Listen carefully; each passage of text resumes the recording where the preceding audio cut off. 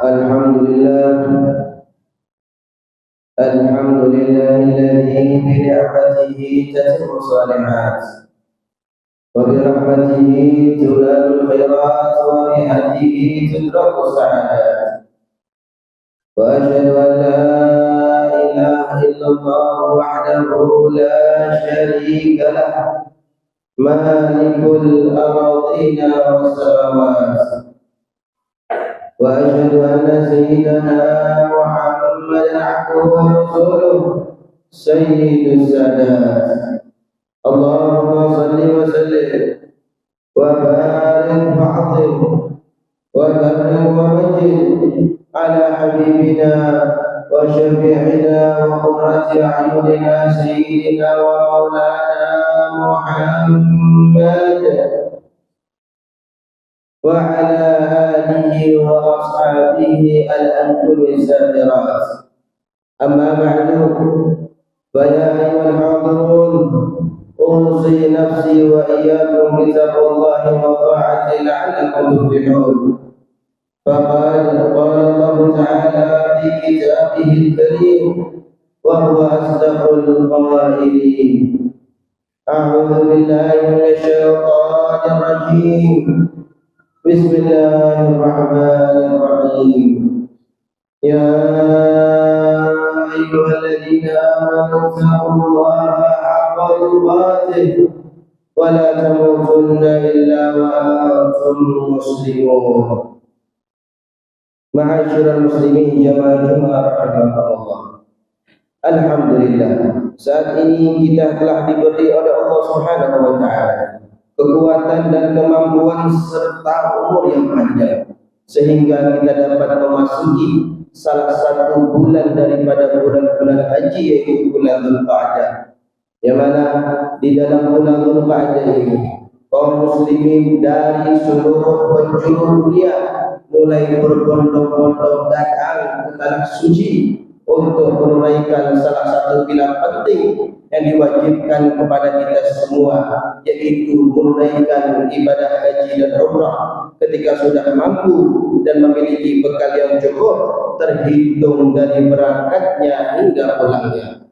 Allah Subhanahu wa taala berfirman, "Walillahi 'alan nasi hajjul baiti man istata'a ilaihi sabila wa man kafara fa innallaha ghaniyyun 'anil 'alamin." Yang artinya, dan di antara kewajiban manusia terhadap Allah adalah melaksanakan ibadah haji ke Baitullah, yaitu bagi orang-orang yang mampu mengadakan perjalanan ke sana. Dan barang siapa yang mengingkari kewajiban haji, maka ketahuilah bahwa Allah Subhanahu wa taala Maha Kaya, tidak memerlukan sesuatu dari seluruh makhluknya. Kewajiban ibadah haji sebagaimana yang tersebut memiliki pahala yang sangat besar di sisi Allah Subhanahu wa taala. Selain menjadi penyempurna iman bagi orang yang menunaikannya, juga akan mendapatkan jaminan surga. Nabi sallallahu alaihi wasallam bersabda, "Al-hajjul mabrur laisa lahu jazaa'un illa al-jannah." Ya, artinya haji yang mabrur tidak ada balasan yang pantas baginya kecuali surga Allah Subhanahu wa taala. Ma'asyiral muslimin jamaah Jumat rahimakumullah. Lantas bagaimana dengan orang-orang yang tidak mampu untuk menunaikan ibadah haji ini? Bisakah meraih pahala sebagaimana yang didapatkan oleh jamaah haji? Perlu diketahui bahwa orang-orang yang tidak mampu untuk menunaikan ibadah haji karena tidak memiliki bekal yang cukup atau masih memiliki kemungkinan untuk meraih pahala yang seimbang dengan ibadah haji, di sini terletak keutamaan melaksanakan salat fardu lima waktu. Ketahuilah para jamaah sekalian, sesungguhnya pahala melaksanakan salat lima waktu berjamaah di masjid tidak hanya mendapatkan 27 kali pahala, dilipat gandakan 27 kali, namun juga mendapatkan pahala yang sangat besar. Mari kita simak hadisnya Nabi sallallahu alaihi wasallam. Nabi sallallahu alaihi wasallam bersabda, "Man masya ila salatin maghlubatin fil jamaah fahiya ka hajjatin, wa man masya ila salati tatawwu'in fahiya ka umratin tamah." Artinya siapa saja yang berjalan menuju salat 5 waktu berjamaah, maka ia seperti berhaji ke rumah Allah. Dan siapa saja yang berjalan menuju salat sunnah, maka ia seperti melakukan umrah yang sunnah. Dalam riwayat yang lain juga disebutkan bahwa pergi menuju masjid untuk belajar agama atau untuk melakukan ibadah dan kebaikan, maka hal itu akan bernilai pahala sebagaimana pahala ibadah haji.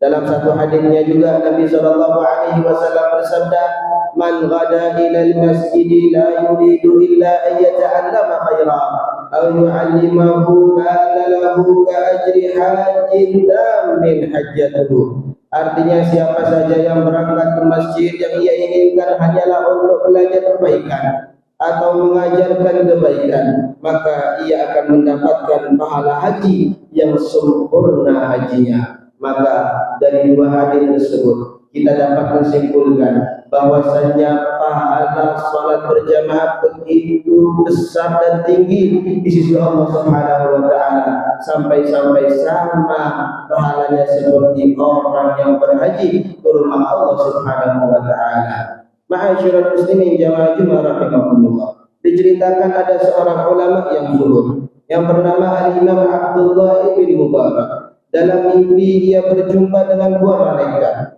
ketika ia tertidur di pelataran Al-Masjidil Haram selepas menunaikan ibadah haji.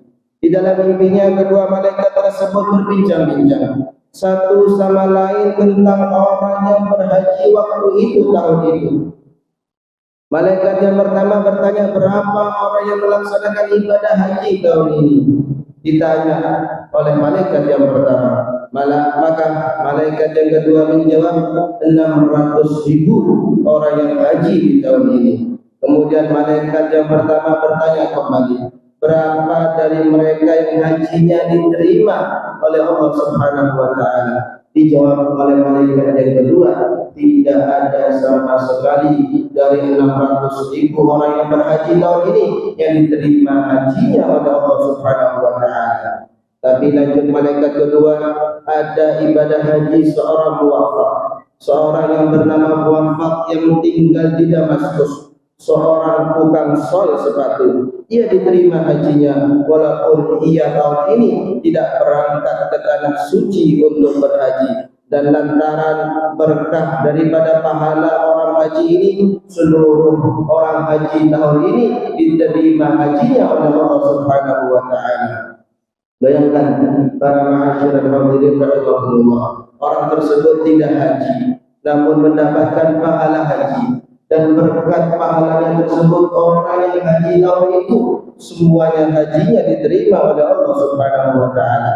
Lanjut cerita dalam kitab Irsyadul Ibad ila Sabilir Rasyad karya Asy-Syaikh Zainuddin Ibnu Aziz Al-Madibari. Ketika bangun dari tidurnya, Al-Imam Abdullah bin Mubarak segera pergi menuju kota Damaskus mencari si muwafaq ini. Saat bertemu, Abdullah pun menanyakan rahasia di balik derajat yang muwafaq peroleh sebagaimana kabar mimpi di tanah suci. Muwafaq pun bercerita tentang keinginannya yang kuat pergi menunaikan haji.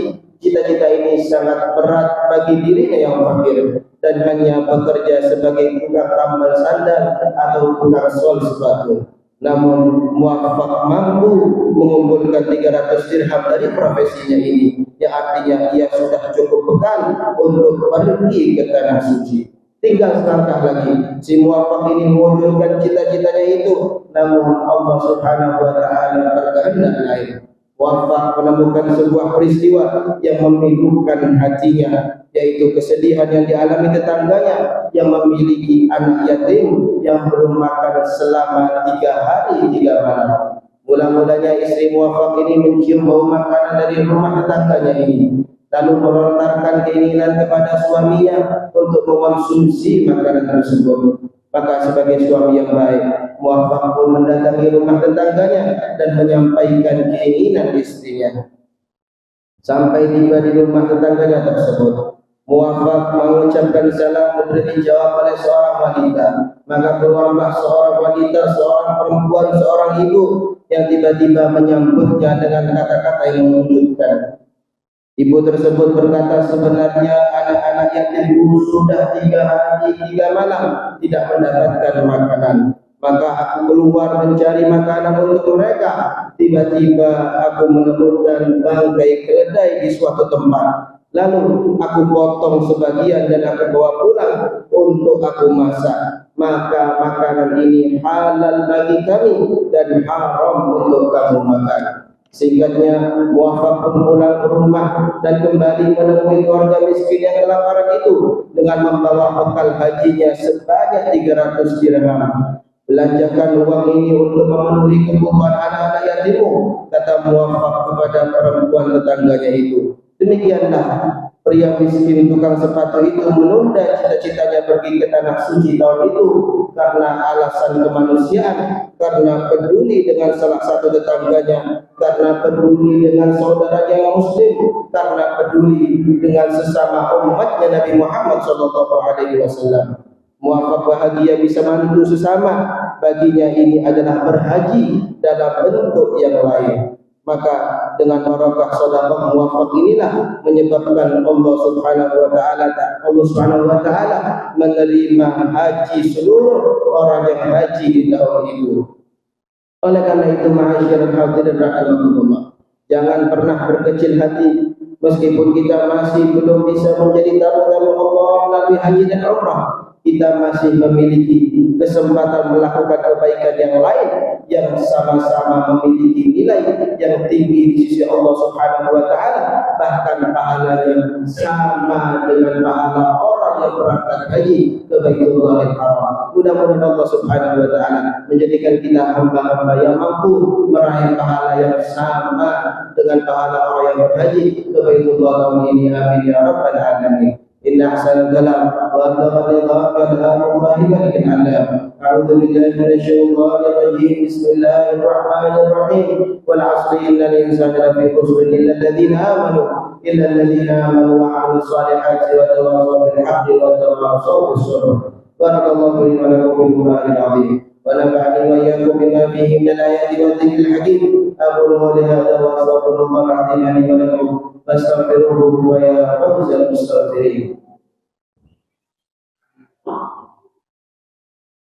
اللهم صل على سيدنا محمد وعلى آل سيدنا محمد.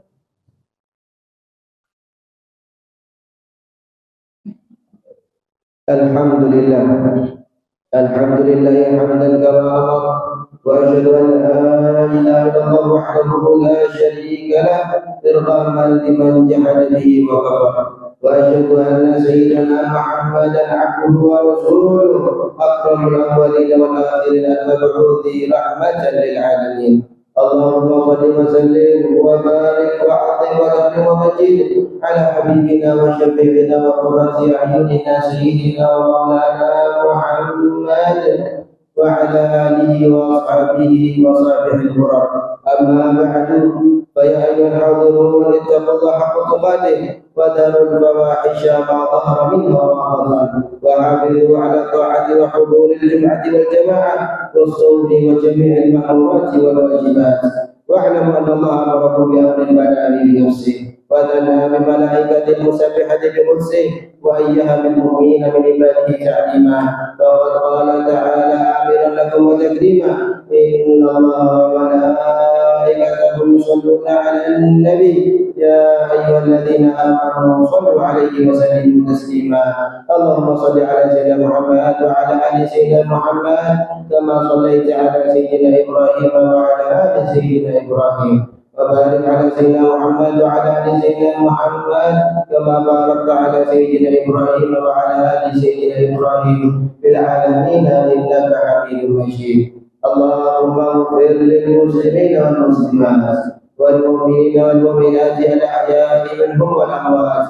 اللهم ادفع عند البلاء والغلاء والوباء والفحشاء والمنكر والبغي والسيوف المختلفة والشدائد والمحن ما ظهر منها وما بطن من بلادنا هذا إندونيسيا خاصة ومن بلاد المسلمين عامة يا رب العالمين إنك على كل شيء قدير بحق ربنا آتنا في الدنيا حسنة وفي الآخرة حسنة وقنا عذاب النار عباد الله إن الله يقول بالعدل والإحسان وإيتاء ذي القربى وينهى عن الفحشاء والمنكر والبغي يعظكم لعلكم تذكرون فاذكروا الله العظيم يذكركم واشكروه على نعمه يزدكم ولذكر الله أجل وأعظم وأكبر.